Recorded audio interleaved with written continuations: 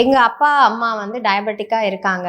நான் வந்து ஒரு 35 இயர்ஸ்ல வந்து செக் பண்ணேன் டாக்டர். எனக்கு வந்து 2 சுகர் பார்த்தோம். ஃபாஸ்டிங், போஸ்ட் பிராண்டியல் அப்படின்ற 2 சுகர் வேல்யூல எனக்கு ஒரு போஸ்ட் பிராண்டியல் மட்டும் அதிகமா இருந்தது.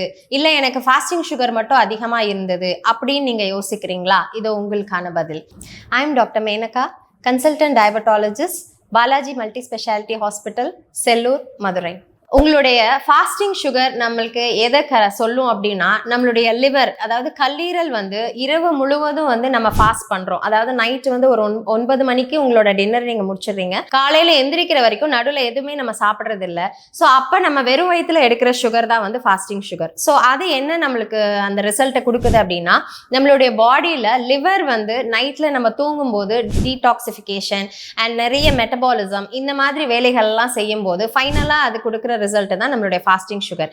அண்ட் நம்ம போஸ்ட் பிராண்டியல் சுகர் அப்படின்னு சொல்றது வந்து கம்ப்ளீட்டா நம்ம என்ன சாப்பிட்றோமோ சாப்பிட்டு 2 hours கழிச்சு, அது வந்து காலை உணவா இருக்கலாம், மதிய உணவா இருக்கலாம், நைட் உணவா இருக்கலாம். ஸோ அதுக்கப்புறம் எடுக்கிறது தான் வந்து போஸ்ட் பிராண்டியல் சுகர் அப்படின்னு சொல்றோம். ஸோ இது எந்த சுகர், ரெண்டுல எந்த சுகர் அதிகமாக இருந்தாலும் அது வந்து நமக்கு ஒரு அலாம் ஆர் அலர்ட் அப்படின்னு சொல்லலாம். ஏன்னா டெஃபினட்டா நம்ம அடுத்த சுகரையும் நம்ம செக் பண்ணி பார்க்க போறோம். அண்ட் இன்னொரு டெஸ்ட் வந்து HbA1c அப்படின்ற ஒரு டெஸ்ட்டையும் நம்ம பண்ண போறோம்.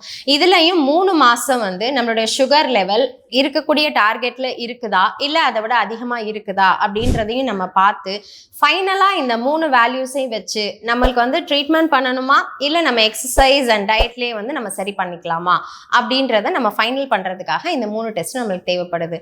ஆனா எல்லாருக்குமே ஒரே விதமான உடல் வாகு கிடையாது அண்ட் ஒரே மாதிரியான ரிசல்ட்டும் நம்மளுக்கு கிடைக்காது. ஸோ ஒருத்தருக்கு ஃபாஸ்டிங் அதிகமா இருக்கலாம், HbA1c அதிகமா இருக்கலாம்.